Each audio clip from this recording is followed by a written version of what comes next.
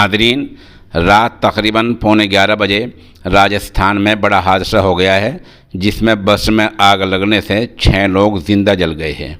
दरअसल ये इलाका है राजस्थान के जालोर इलाका है और गांव का नाम है महेशपुरा। जालोर इलाके महेशपुरा में एक बस आई और सही बात यह है कि बस के कंडक्टर ने या ड्राइवर ने गूगल मैप का रास्ता लगा रखा था।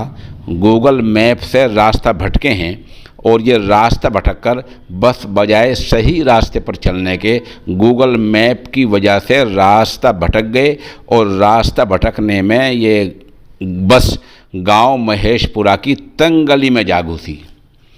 रात के 11:15 बज रहे थे, अंधेरे का माहौल था। बस तारों में अटकी तो बस का कंडक्टर तार हटाने के लिए बस की छत पर चढ़ा, जिसमें करंट उसमें आ गया, फिर बस में आ गया और इस तरह बस के कंडक्टर और ड्राइवर समेत 6 लोग बस के अंदर ज़िंदा जल गए हैं।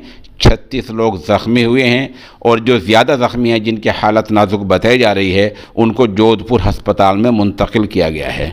इन मरने वालों में सोनल, सुरभि, चांदेवी, राजिंदर और धर्मचंद शामिल हैं। ये 6 लोग लोकमैजल हुए हैं, हादसे का शिकार हो गए हैं। ये लोग कौन थे? ये जैन समाज के लोग थे जो नाकोड इलाके में दर्शन करने के बाद अजमेर और ब्यावर वापस आ रहे थे।